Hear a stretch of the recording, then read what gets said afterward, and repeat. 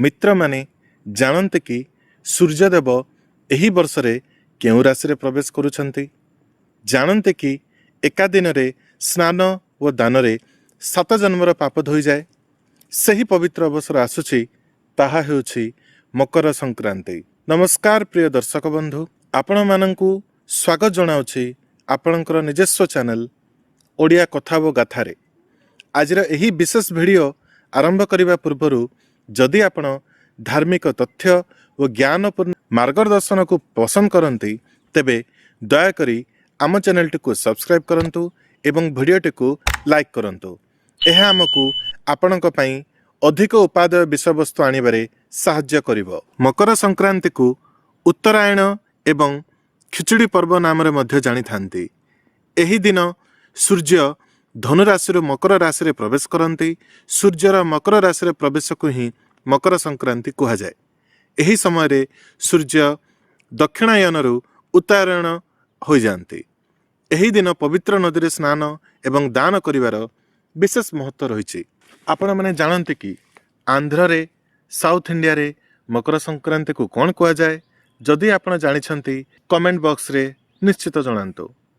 तेबे आसंतु जानिबा 2026 मसीह रे मकर संक्रांति केबे, पुण्य काल कौन, महापुण्य काल केतबेले, पूजा विधि कौन एवं एहार महत्व कौन रही।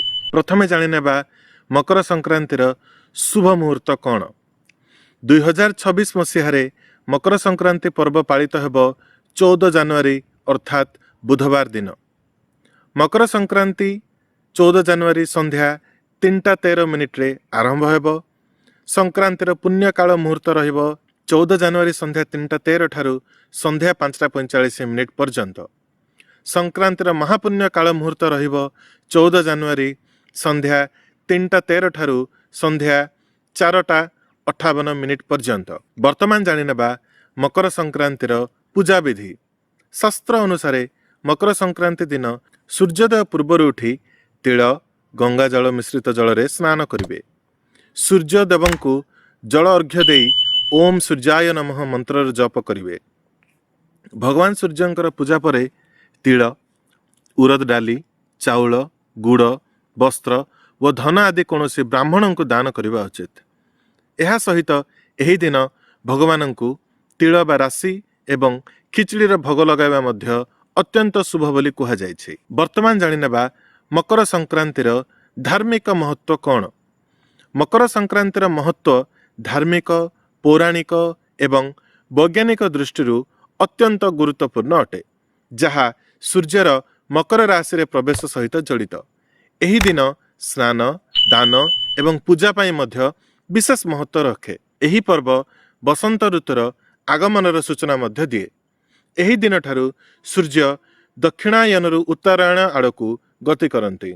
एही पर्व पिता व पुत्रर मिलनर प्रतीक मध्य बोली कहा जाए। तो प्रिय दर्शक बंधु, जदि आमर एही समस्त तथ्यपूर्ण ज्ञान आपण को उपकृत करिछि तेबे दयाकरी आपणकर चैनल ओडिया कथा व गाथा को सब्सक्राइब करंतु, वीडियोटी को लाइक करंतु एवं अन्य धार्मिक भाई बंधुंक सह शेयर करने को जमारू भूलिबे नहीं। आपणक जीवन रे सूर्यदेवंकर अशेष कृपा वर्षित हो। एही शुभेच्छा सह आज पई मु एही ठारे समाप्त कली आजर वीडियोटी को। पुणी देखा हबो आउ किछि तथ्य को नहीं आमर आगामी वीडियो रे। जय श्री राम।